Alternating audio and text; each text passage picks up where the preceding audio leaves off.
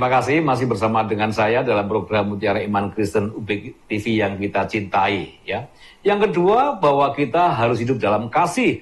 Karena hidup dalam kasih adalah perintah Tuhan. 1 Yohanes pasal 4 ayat 7-8 dikatakan demikian. Saudara-saudaraku yang kekasih, marilah kita saling mengasihi. Sebab kasih itu berasal dari Allah. Dan setiap orang yang mengasihi lahir dari Allah dan mengenal Allah. Barang siapa tidak mengasihi, ia tidak mengenal Allah. Sebab Allah adalah kasih. Ya, jadi ibadah yang sejati adalah yang pertama kita harus meninggalkan dosa-dosa kita. Kita hidup benar, yang kedua kita hidup dalam kasih. Karena hidup dalam kasih adalah perintah Tuhan. Mengapa? Karena Allah sendiri adalah kasih. Saudara, apa itu kasih? Yang pertama, kasih itu memberi. Ya, kasih itu memberi. Yohanes pasal 3, 16 dikatakan, karena begitu besar kasih Allah akan dunia ini, sehingga ia mengaruniakan atau memberikan anak yang tunggal supaya barang siapa yang percaya kepadanya tidak binasa melainkan beroleh hidup yang kekal. Artinya orang yang beribadah sejati adalah orang yang suka memberi. Orang yang percaya kepada Tuhan Yesus adalah orang yang memiliki gaya hidup yang suka memberi. Karena memberi adalah perintah Tuhan. Seperti halnya Tuhan Yesus memberikan hidupnya untuk kita, bahkan mengorbankan dirinya untuk keselamatan kita. Maka kita harus hidup seperti Tuhan Yesus, ya, yang memberikan hidupnya hanya untuk keselamatan orang-orang sekitar kita. Orang yang memberi hidupnya tidak akan pernah kekurangan. Bahkan Yesus mengatakan, berbahagialah orang yang memberi daripada menerima. Jadi kalau kita ingin hidup bahagia, banyak memberi, saudara-saudara. Itu kasih, tentang kasih yang pertama. Yang kedua, kasih itu siap disalahkan walaupun tidak bersalah. Ya. Yusuf tidak bersalah, kemudian disalahkan istri Potifar. Yusuf tidak marah, bahkan dia harus menanggung, ya, kesalahan istri Potifar dengan dipenjara. Ya, akhirnya Yusuf dipakai Tuhan luar biasa. Tuhan Yesus juga demikian, saudara. Tidak bersalah tapi disalah-salahkan. Tuhan Yesus tidak marah, tidak kecewa, tidak sakit hati, tidak kepahitan. Itulah kasih yang sesungguhnya. Yang kedua, kasih adalah siap disalahkan walaupun tidak bersalah. Yang ketiga, saudara-saudara, kasih itu adalah siap menanggung kesalahan orang lain. Tuhan Yesus tidak bersalah, tapi harus menanggung kesalahan kita di kayu salib. Demikian juga kita, kalau kita ingin hidup beribadah yang sejati, maka kita juga harus hidup dalam kasih. Artinya kita harus menanggung kesalahan orang-orang sekitar kita.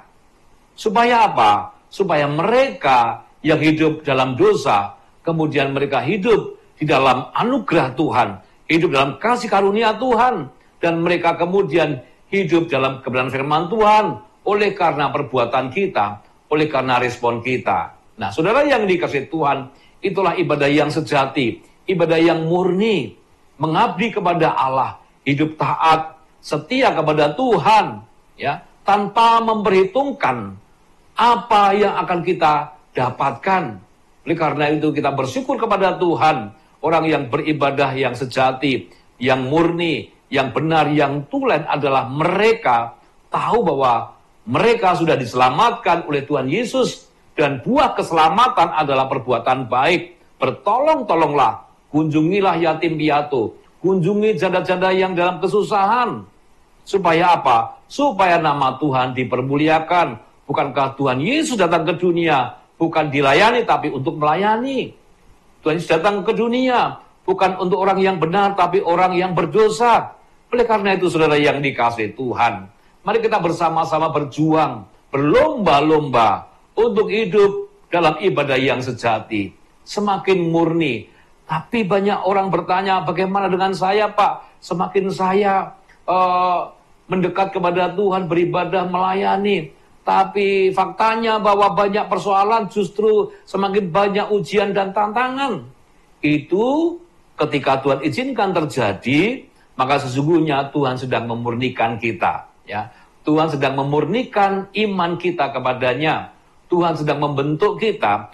Tuhan sedang memproses kita. Seperti halnya Ayub. Ayub adalah orang yang saleh, orang yang jujur, menjauhi kejahatan. Artinya Ayub adalah orang yang baik.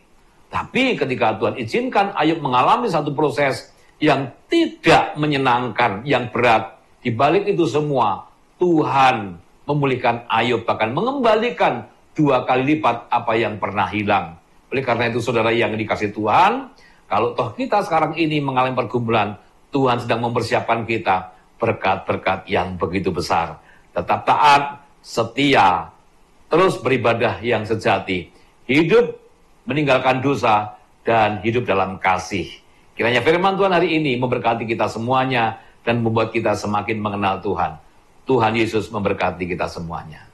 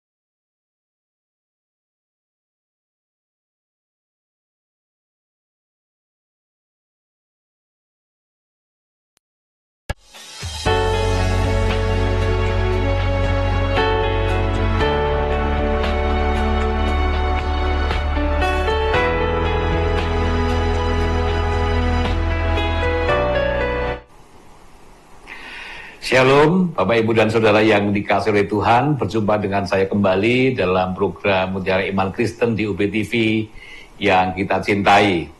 Hari ini kita belajar firman Tuhan dengan tema ibadah yang sejati. Ibadah yang sejati. Ya, sejati artinya murni. Sejati artinya benar, ya. Sejati artinya tulen. Kalau ada ibadah yang sejati, berarti ada juga ibadah yang tidak sejati. Artinya ada yang ibadah yang tidak benar, saudara-saudara. Ya, nah, dalam Roma pasal 12 ayat yang pertama dikatakan demikian.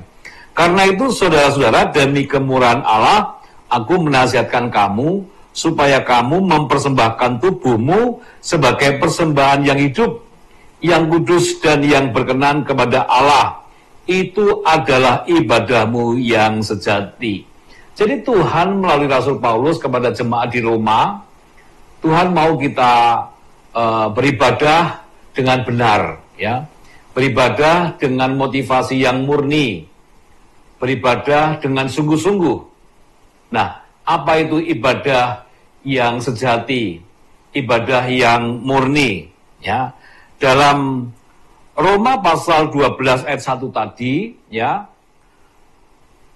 menyampaikan nasihat Paulus kepada jemaat di Roma agar mempersembahkan tubuh mereka sebagai persembahan yang hidup, kudus dan berkenan kepada Allah. Ini menggambarkan sebuah panggilan untuk hidup atau respon dalam kehidupan kita, ya, menjadikan kita ibadah yang sungguh-sungguh kepada Tuhan.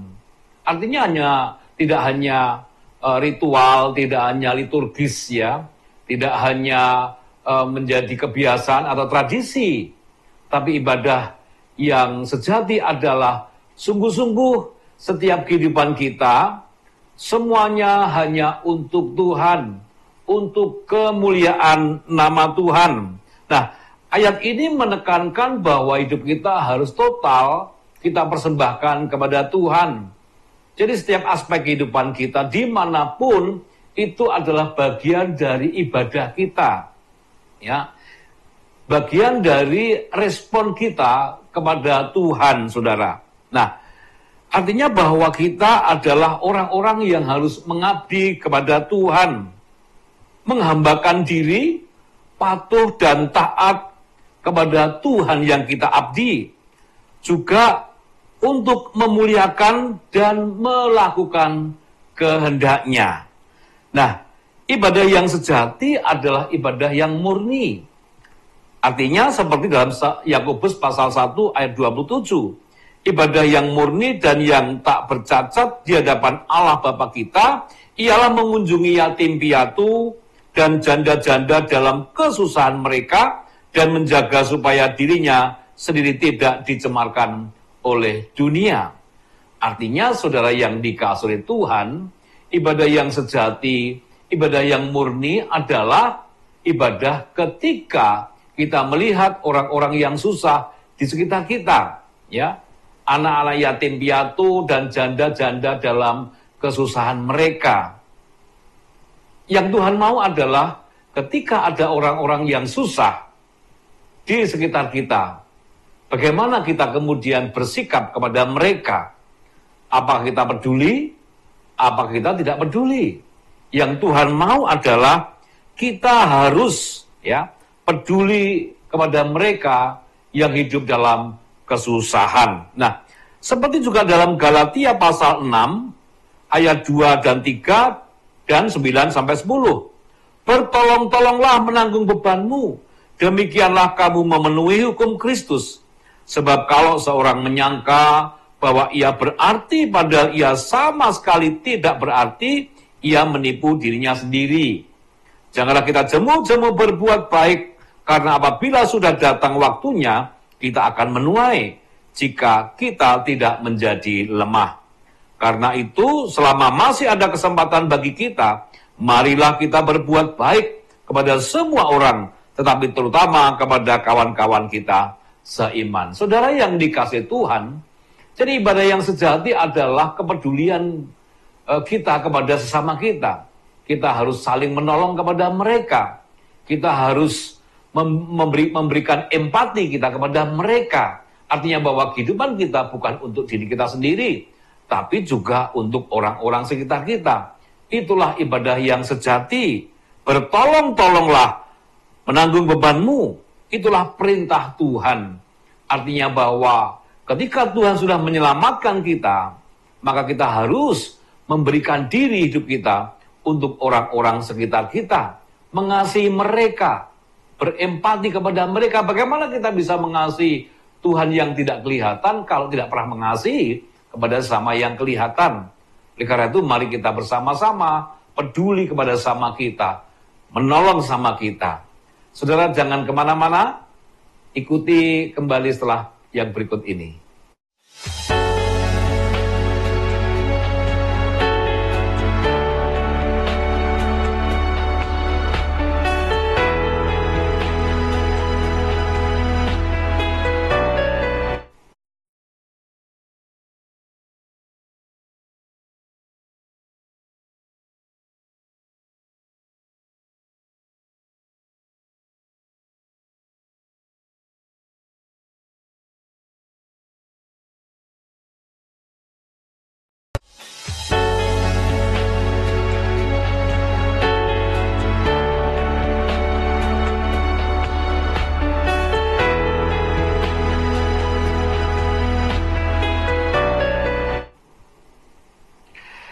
Terima kasih masih bersama dengan saya dalam program Mutiara Iman Kristen di UBTV yang kita cintai. Ya, jadi dari awal saya sudah sampaikan tentang ibadah yang sejati adalah respon kita terhadap orang-orang yang ada di sekitar kita ketika mereka hidup dalam kesusahan, ketika mereka hidup dalam penderitaan.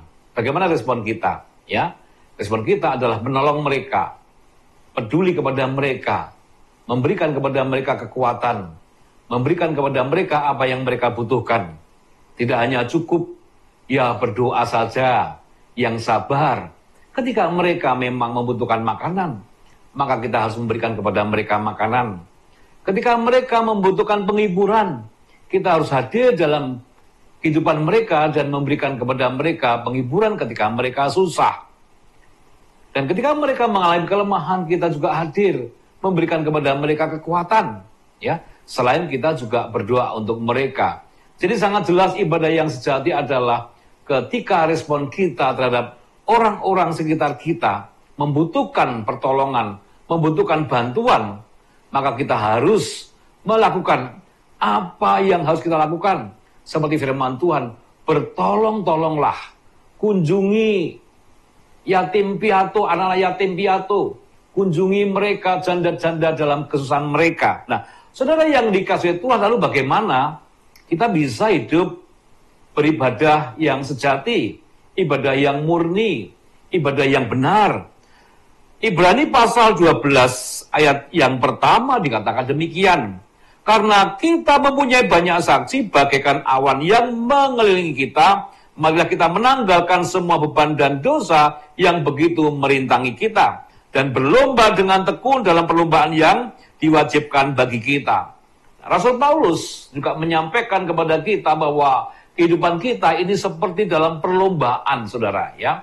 Kita harus bertanding, ya, bertanding dalam kebenaran, berlomba-lomba dalam hidup ibadah yang sejati. Oleh karena itu nasihat yang pertama dikatakan kita harus menanggalkan dosa-dosa kita. Seperti yang dikatakan dalam Ibrani pasal 12 ayat yang pertama tadi, bahwa sesungguhnya hidup kita diawasi oleh Tuhan lewat awan-awan yang mengelilingi kita, ya. Jadi Tuhan itu seperti awan yang tidak terbatas jumlahnya. Dimanapun kita berada pasti ada awan. Saudara yang dikasihi Tuhan, kita harus menanggalkan dosa-dosa kita, ya. Jangan berpikir bahwa Tuhan kita di surga yang jauh di sana, lalu tidak melihat kita, atau melihat kita sangat kecil, tidak. Tuhan bisa pakai apapun untuk mengawasi kita, ya. Tuhan bisa pakai apapun untuk bisa melihat kita. Oleh karena itu jangan bermain-main dalam kehidupan kita, karena kita selalu diawasi oleh Tuhan lewat awan-awan yang mengelilingi kita.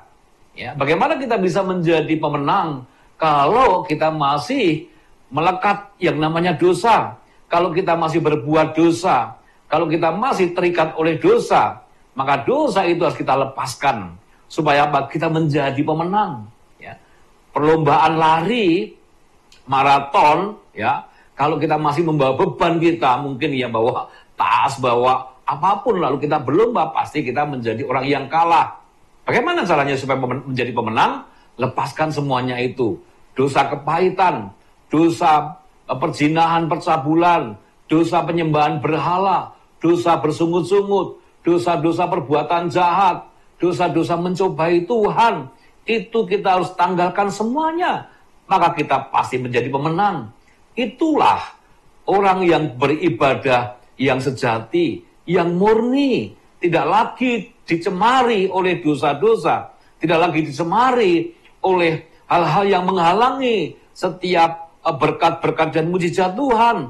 Oleh karena itu lepaskan semua dosa-dosa yang melekat dalam hidup kita, supaya kita memiliki karakter menjadi seorang pemenang, memiliki mental seorang pemenang, ya. Dan Tuhan akan melihat apa yang kita lakukan ketika kita menjadi seorang pemenang. Semua oleh karena anugerah dan kemurahan Tuhan. Lalu yang kedua, bagaimana kita bisa ibadah yang sejati? Dalam 1 Korintus pasal 13 ayat yang pertama dikatakan demikian. Sekalipun aku dapat berkata-kata dengan semua bahasa manusia dan bahasa malaikat, tetapi jika aku tidak mempunyai kasih, aku sama dengan gong yang berkumandang dan canang yang gemerincing. Artinya, saudara yang dikasihi Tuhan, yang kedua, kalau kita mau beribadah yang sejati, ibadah yang benar, ibadah yang murni, kita harus hidup dalam kasih karena Allah adalah kasih. Nah, saudara, bagaimana tentang kasih itu? Jangan kemana-mana, ikuti saya setelah yang berikut ini.